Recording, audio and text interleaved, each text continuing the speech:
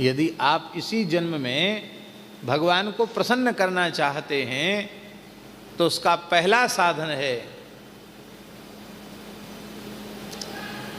संपूर्ण सृष्टि के जीवों को वात्सल्य लुटाने लग जाओ, सबको प्यार करने लग जाओ।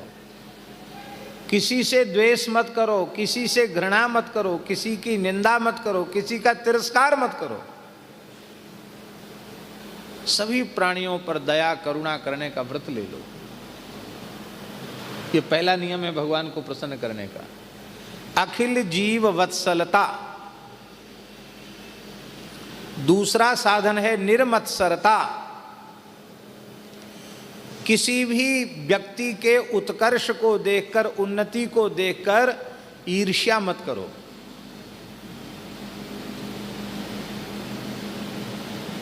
चिढ़ो मत, प्रसन्न हो।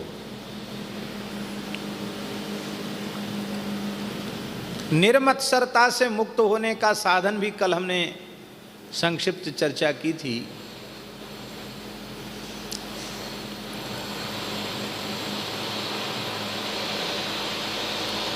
साधन यही है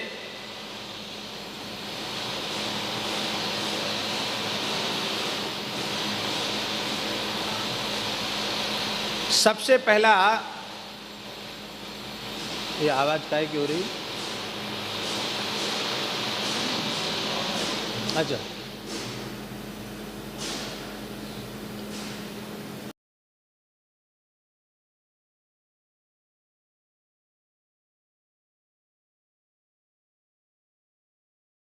अपने जीवन में दीनता को स्वीकार कर लें।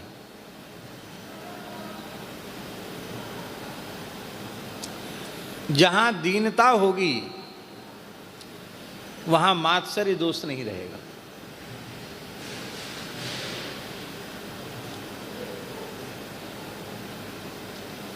तृणादपि सुनी चेन तरोरपि सहिष्णुना अमानिना मानदेन कीर्तनीयः सदा हरि। जो व्यक्ति अपने को तृण से अधिक छोटा मानेगा, तिनके से भी तुच्छ अपने को मानेगा, भला उसको किसके प्रति ईर्ष्या होगी? किसी के प्रति नहीं होगी। ईर्ष्या उत्पन्न कब होती है? अपने से जो छोटे हैं उनको देखकर अहंकार, ए बेकार, थर्ड क्लास, खड़िया पलटन है क्या? तुम दो कौड़ी के आदमी हो, क्या बात करते हो? हमारे सामने बोलने लायक भी नहीं हो तुम। क्या समझ रखा है तुमने अपने आप को? तो अपने से हीन लोगों को देखकर अहंकार की पुष्टि, अहंकार बढ़ना,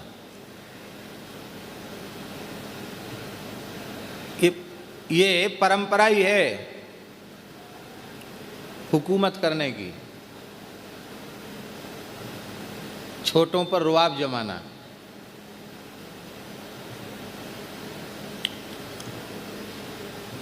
अपनी बराबरी पर हैं तब तक तो ठीक है, जैसे ही कोई बराबरी से थोड़ा आगे बढ़ने लग गया वहीं से फिर ईर्ष्या शुरू। पहले तो बराबरी वाले को भी हम बराबरी पर नहीं देखना चाहते। अरे कल तक ये कुछ नहीं था, रोड छाप सड़क छाप था, आज हमारे बगल में आके बैठने लग गया। तब कोशिश करते हैं कि टांग पकड़ के खींच के उसको नीचे गिरावें। अब मान लो हमारे हर प्रयास विफल हो गए, हम नीचे गिराने में समर्थ नहीं हुए, तब फिर मन ही मन कुढ़ने लग जाते हैं कि अरे देखो, फिर कहीं हुआ हमें उसने पीछे छोड़ दिया।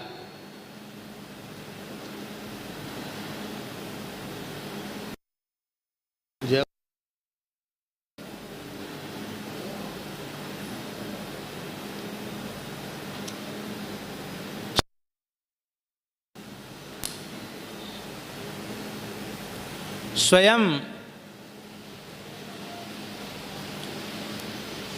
आगे बढ़ गया और हम पीछे रह गए,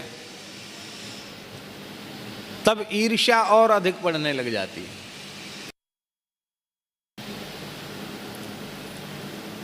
ये तो हुई समान, जो समानता पर थे, पहले छोटे थे फिर बराबरी पर, फिर आगे बढ़ने लगे, उनके लिए स्थिति हुई। और जो बहुत ऊपर चले गए उनका कुछ बिगाड़ तो हम सकते ही नहीं। वहां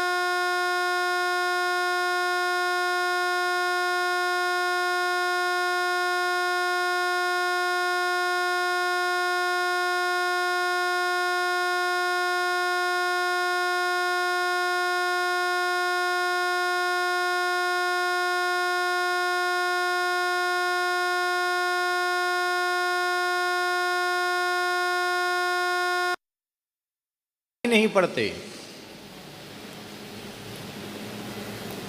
फिर असूया दोष उत्पन्न होता है। असूया जानते हैं किसको कहते हैं?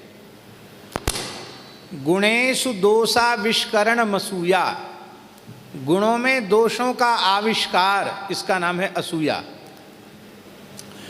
फिर अधिक ईर्ष्या बढ़ने के बाद हमें गुण भी दोष के रूप में दिखाई पड़ने लग जाते हैं। हम अहरनिश उनकी निंदा करने लग जाते हैं। निंदा से भी महानुभावों का कोई अहित नहीं होता। निंदा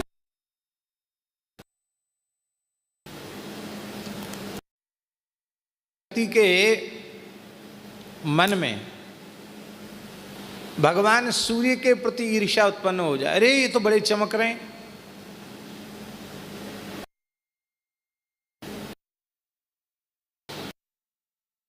सूर्य नारायण में दोष दिखने लगे और वह भगवान सूर्य का तिरस्कार करे सूर्य से,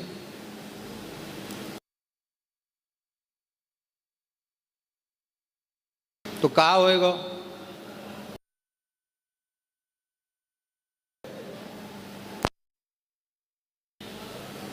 हरि गुरु संतों पर गोस्वामी जी कहते फिर भी ये जीव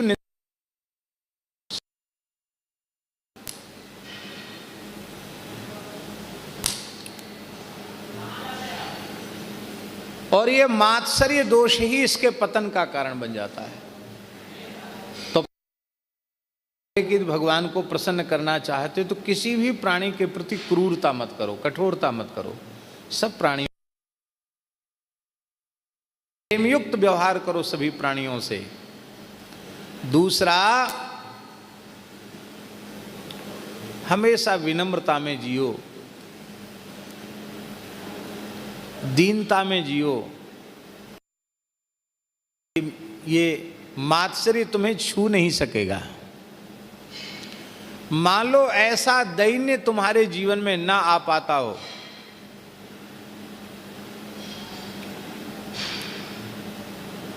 इन महापुरुषों का जिनका हम छवि के रूप में दर्शन कर रहे हैं, इनके जीवन में कैसा दैन्य भाव था। पूज्य बक्सर वाले महाराज जी, भक्तमाली जी महाराज, जिन्हें सब लोग मामा जी कहते, कैसी नम्रता, कैसी दीनता उनमें थी। बक्सर की बात है, श्री सीताराम विवाह महोत्सव चल रहा था। एक पैजामा पहने हुए एक व्यक्ति आए, बुजुर्ग से थे, वो गरम पैजामा पहने थे और एक कोट पहने थे, एक बेत लिए थे। तो आकर जैसे ही वो आए तो मामा जी उनको प्रणाम किया, कुर्सी पर बिठाया और डंडा पटक कर साष्टांग प्रणाम किया। हम भी वहीं संयोग से उपस्थित थे।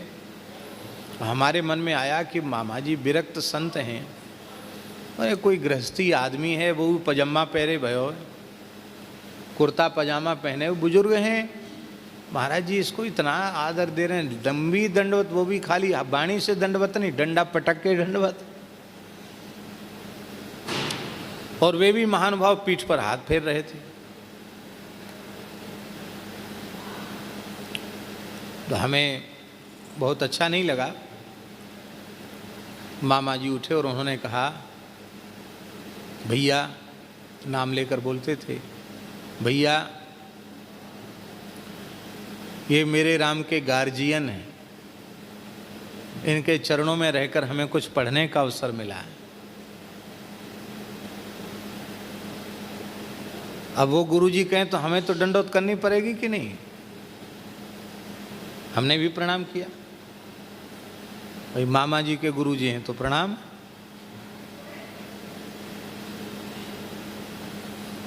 विनम्रता एक दिखावटी होती है प्रदर्शन की, और एक स्वाभाविक विनम्रता होती है।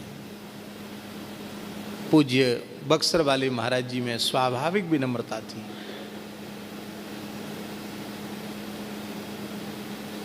आज हमारे लिए उपाधियां छोटी पड़ गई। एक जगह कथा थी, उसमें बैनर वो पेंट से लिखे जाते थे, तो बैनर में लिखवा दिया संत शिरोमणि भक्तमाली श्री नारायण दास जी महाराज, बक्सर वाले मामा जी। तो संत शिरोमणि बैनर पर लिखा था, उसे देखकर मामा जी इतने नाराज हो गए, बोले हम कथा ही नहीं कहेंगे। क्यों? बोले हम तो ईमानदारी से मनुष्य नहीं बन पाए, आपको किसने ये पावर दे दिया कि आपने हमको संत शिरोमणि बना दिया? तत्काल इस बैनर को हटाओ यहां से। बैनर हटवा दिया उन्होंने। हम तो कहेंगे कि पहले बैनर लगा है तब हम भीतर प्रवेश करें, नहीं हम क्यों जाएं? स्वाभाविक विनम्रता है। दूसरा साधन यह है कि ऐसी दीनता नम्रता मान लो हमारे जीवन में नहीं, क्यों? दिखावट से तो काम बनेगा नहीं, वास्तविकता होनी चाहिए। और ऐसी विनम्रता यदि हमारे जीवन में नहीं है तब हम क्या करें? तब इस दोष से बचने का साधन क्या है? मात्सर्य दोष से बचने का साधन देखो, एक बहुत प्यारी बात है। ध्रुव जी जब भजन करने का संकल्प लेकर चले तो उनकी माता सुनीति ने क्या कहा? भागवत के चौथे स्कंद में वह पंक्ति ध्यान देने योग्य है। माता सुनीति कह रही है,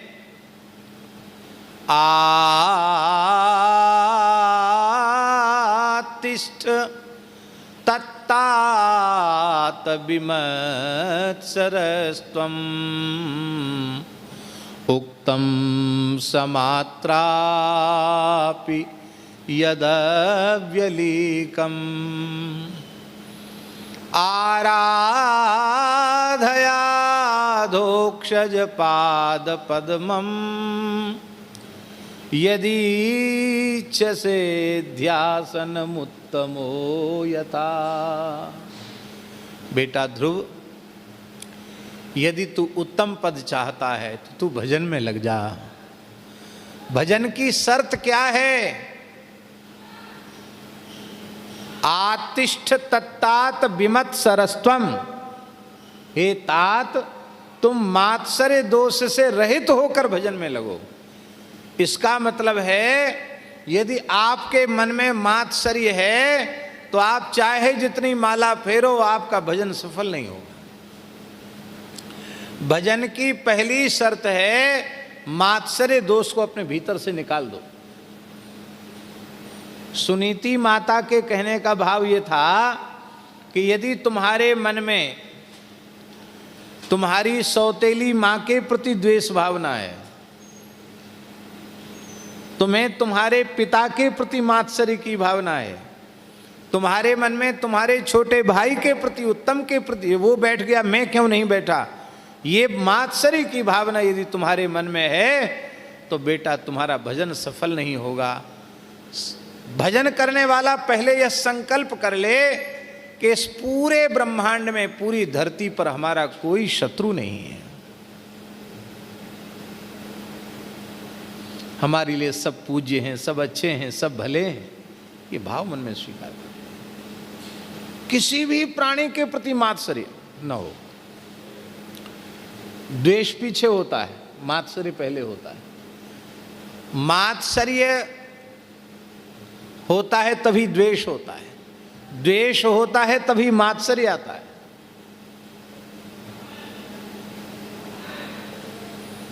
दूसरा साधन है, अपने से छोटों की उपेक्षा मत करो, उनको ठुकराओ मत, उनका तिरस्कार मत करो, उनके प्रति करुणा करो, उनके अभ्युदय की, उनकी उन्नति की प्रार्थना भगवान से करो, तो तुम्हें अहंकार उत्पन्न नहीं होगा। अपने जो समान हैं उनसे प्रेम करो और उनकी भी उन्नति की प्रार्थना करो, वे भी हमसे आगे बढ़ें। और जो बहुत आगे बढ़ चुके हैं उनको भगवान की विभूति मान लो, है? क्योंकि गीता में भगवान ने कहा है, यद यद विभूति मत सत्वम श्री मधुर्जित मेवा तत्तदेवावगच्छत्वम मम तेजोंसि संभवम।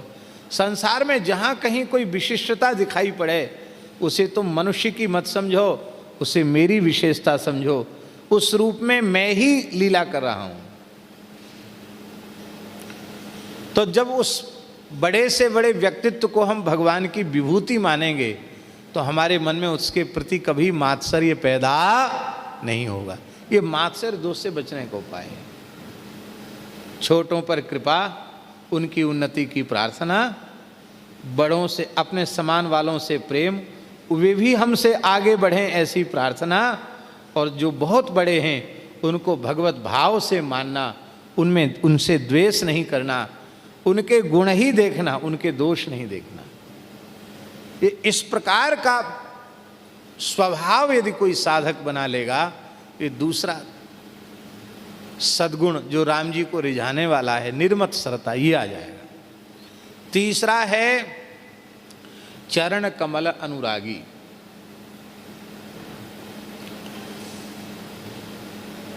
चरण कमल अनुरागी का अर्थ है, कल ये बात हमने नहीं कही थी, कल जो चर्चाएं की थी उससे आज अलग चर्चा है।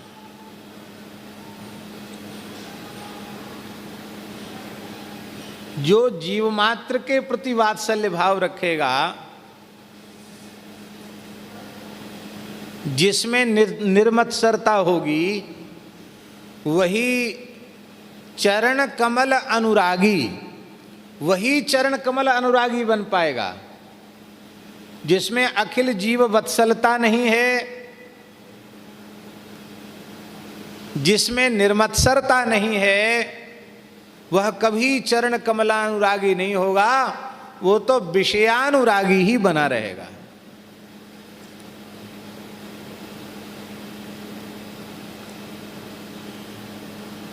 ऐसे भक्तों में अपने और पराये का भेद नहीं होता है।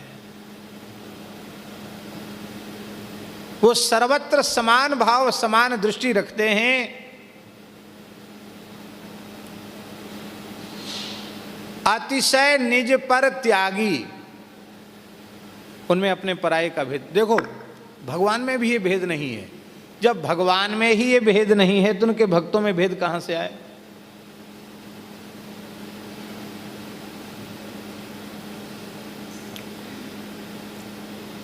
भगवान में भेद होता तो पूतना का उद्धार होता?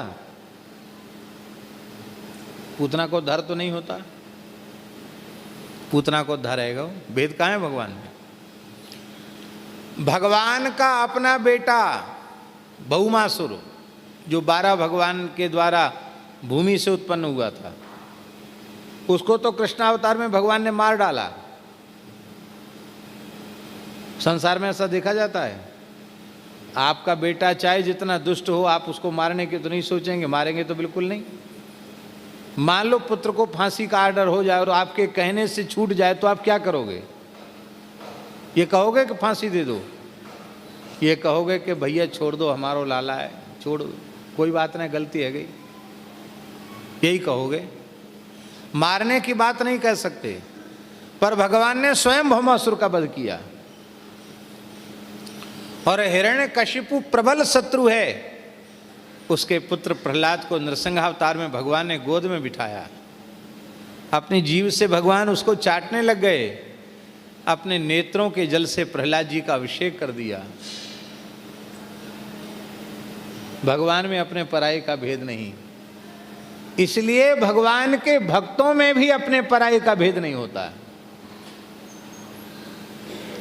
मानिए सब ही राम के नाते। हाँ, इतना जरूर है, साधकों के लिए द्वेष किसी प्राणी से न करे, पर जिसके संपर्क संबंध से हमारे भजन साधन में बाधा पड़ती हो, उनसे अपने मन को थोड़ा दूर कर ले, उनसे थोड़ा अलग हो जाए, बस।